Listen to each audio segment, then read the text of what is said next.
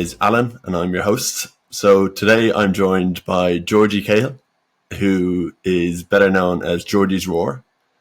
And Georgie is a London-based poet and spoken word artist whose powerful, raw, and relatable poetry has taken TikTok by storm. So over the last few years, he's racked up well over 2 million views, and has also performed his work across London, bringing poetry to new audiences and creating accessible poetry, breaking down stereotypes of what a poet should be. So welcome, Georgie. Hello, mate. Thank you for having me. Couldn't have described it better myself. I did my best. I wanted to start quickly with the second name, because that's a bit of an Irish second name. So Yeah, it is. Yeah, do you know what? It's not actually my real surname. I'm a bit of a cowboy. So my dad's surname's Brian. All my mum's side of the family are all Irish. They're from County Cavan. So shout out County Cavan, shout out Ballyjames and Baileyborough, where I've spent many a wet summer.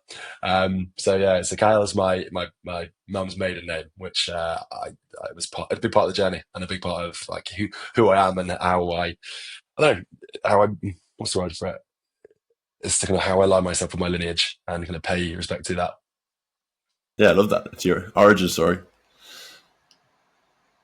So speaking of which, I wanted to start by learning a bit about how you got into poetry and I suppose how you started writing and approach writing, and where it all came from. Yeah, it's a weird one, mate. There's probably about four or five different kind of pieces of origin, so I'll cut out the boring ones. But I think the reality of it is that I grew up in London in the kind of the late 2000s, early 2010s when the UK grime scene was at an all-time peak. So there was a lot of Devlin, Screwfizzer, Crept Conan. A lot of the music they all created was to do with wordplay, and I loved the idea of like double meanings and um, metaphors within the work they did. And there was something quite poetic about it, however, because it was laid under very heavy beats. I never quite associated it as poetry. So I always liked the idea of kind of writing wordplay and clever lines, albeit never through a poetic lens, more so through the lens of uh, just being funny and witty with words. And then the poetry pieces, I've always written quite a lot, just generally, and journaled and mainly my notes on my phone. But it wasn't until really a breakup I had 3 years ago now, I started writing more about how I was really feeling and putting words to a page that I didn't either want to say to the person or couldn't say to the person, or realistically, I couldn't keep talking to my mates about it because they were like, "Mate, shut the fuck up! Like you've done this bit now." So that poetry piece then came in from that side too, as well as also some battles I had with mental health and mental illness that I found quite therapeutic to write it into a page and to put it to rhythm. And then I never really wanted to do anything with them. I never wanted to post them. And then one day I did under a pseudonym, and well, here we are, a year and a half, 2 years later.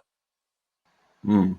And it's funny when you say you didn't plan on posting them, but I suppose the thing with that is, and it's that imposter syndrome, isn't it? It's like the fear of not being good enough. So is that something you still battle with? I imagine it is, because I don't think that goes away at all. Yeah, a bit. I mean, I think the weird piece was it was more that I had based my entire personality in who I was the person about being this big burly rugby player who had no had no feelings. If they were all fun and positive. So it's more the fact that I myself was having a bit of an identity crisis as to like what poetry is about, who poetry is for, and what kind of person you have to be able to write it. And I had these ideas and kind of preconceived notions in my head as to what was what was cool and what wasn't. So I think, to be honest with you, a large part of it was more that I didn't want my entire personality to be a bloke who writes sad poetry about men's mental health and breakups and relationships. And I don't know why I felt that way, but it's I'm glad I took the leap.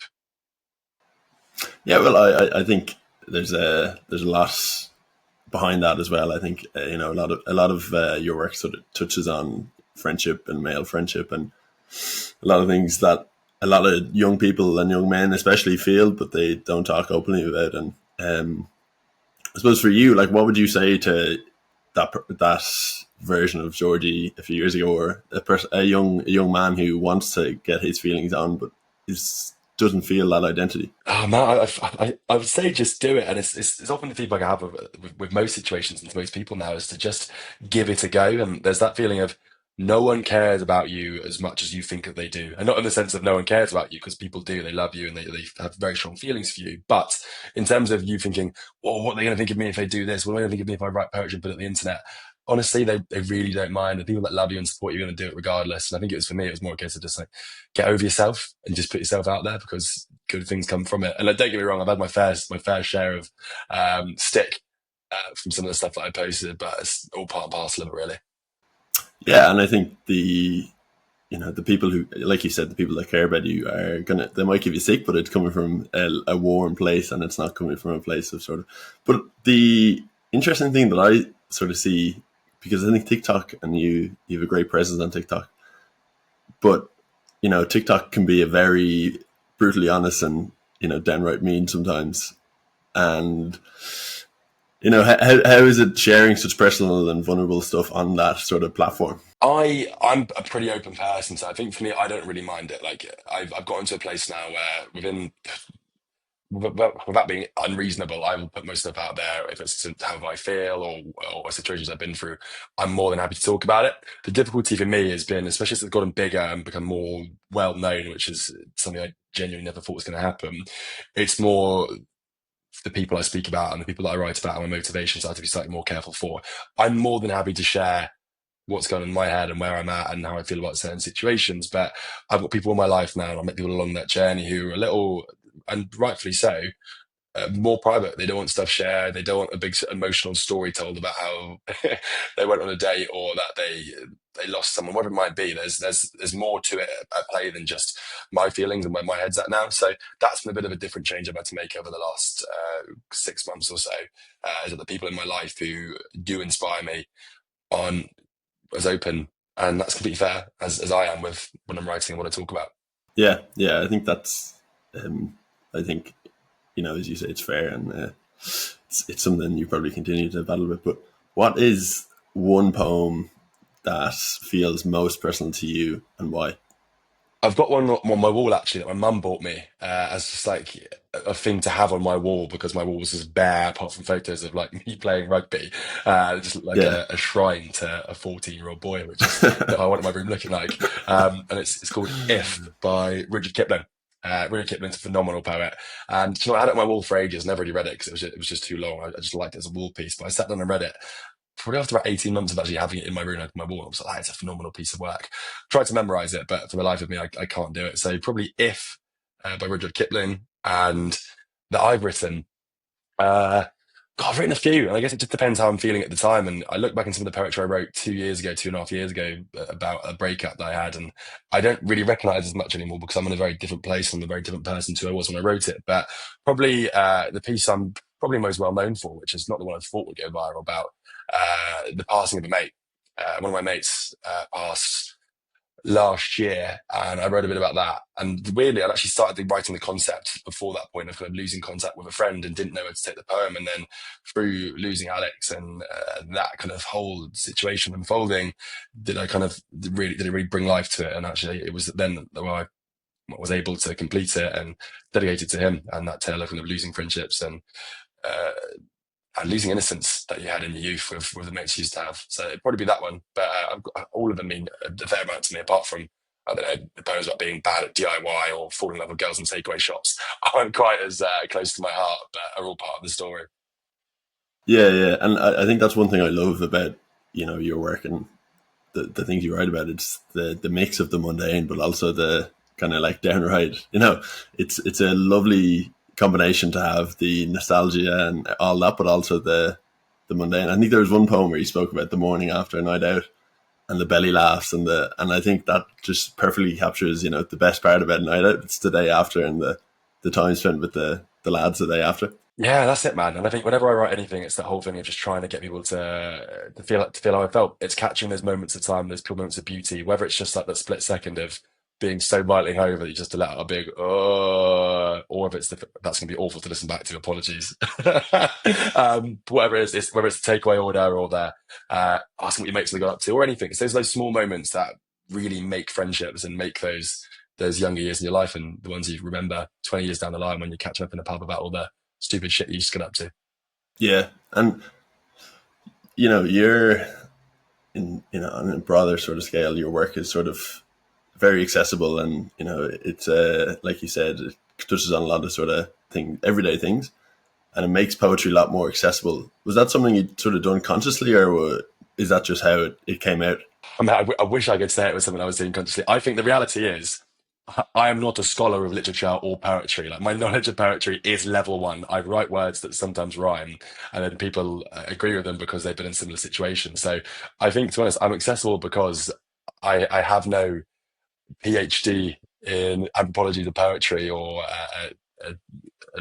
expert knowledge of the Iliad or old literature that is now classed as poetry and is poetry. So I think for me, I just write about the things that I care about. I don't pretend to write about things that I don't, which is why my subject matter is quite vast, but also so easy to digest because often it's situations people have been in themselves or they know someone that has. So I'd love to claim it's intentional, but I think it's just because I maybe lack the knowledge that people who would call themselves experts in poetry have on what poetry is.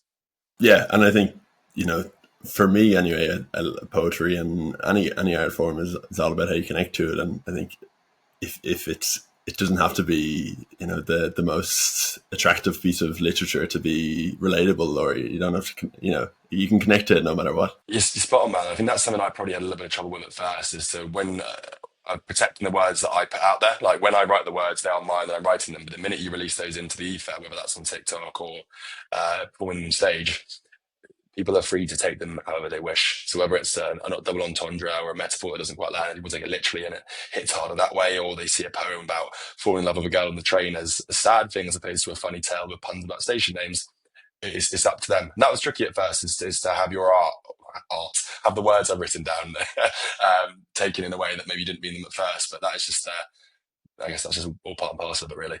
Yeah, and is there any sort of work, and apart from poetry, you spoke about grime earlier, is there any places you look for inspiration or take inspiration from that might not be known?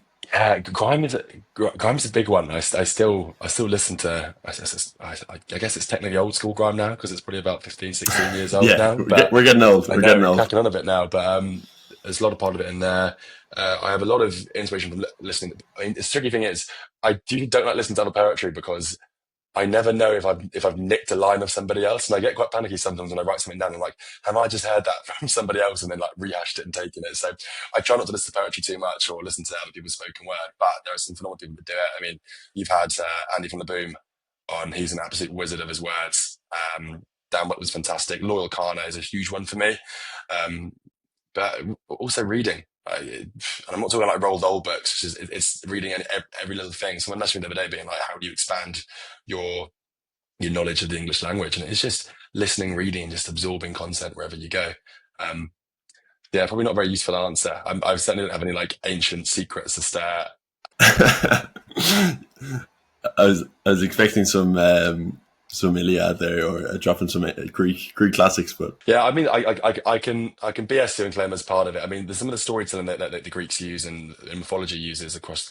I've got a lovely big book of Celtic mythology that I used to love reading, and I'm very passionate about mythology. So there are some of the stories and some of the tales that come from that I try and weave into my poetry and references to um, Achilles or whoever it might be. But yeah, the reality is, I just listen to music. I read books. I spend time with my mates on the beers, and sometimes it just comes. yeah, and that's class, and I think that's the beauty of it. You mentioned Celtic mythology, and we talked at the start a bit about your Irish roots. Is there any element of you that thinks that there's a bit of the in Irish scale is the Irish story? So do you reckon you can tell a good scale? And I would like to publicly say definitely.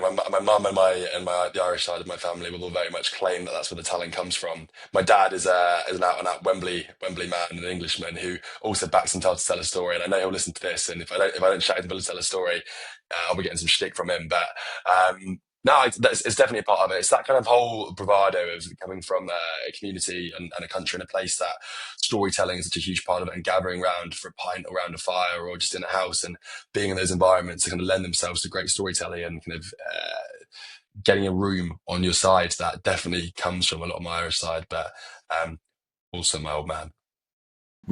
Great. It sounds like a great combination for a good storyteller. So you're blessed. Yeah, working on it, mate. Giving it a go. Right. So I wanted to finish with a quick fire round to to wrap up. So one word answers if possible, but we'll see how we get on. Great. So number one, Ireland or England? England. Number two, pint of Guinness or fancy cocktail? Oh, a pint of Guinness. Summer festival or cozy pub? Probably cozy pub. Best London slang word? Mug. You mug. Oh, love that. Last song you had on repeat? Oh, I'll have to have a look. It is. It's called Champagne by. Do you know, actually, it's Better Way to Live by Kneecap is the most recent song I've got on my. Oh, there we go. There we go. Love that. And then the best advice you've ever been given. I know that's a tough one to finish on, but Oh. Um, if you don't back yourself, then nobody else will. love that. Love that. Okay, Georgie. Thank you so much for your time. Really appreciate it. Pleasure, mate. Thank you for having me and chatting. Really appreciate it.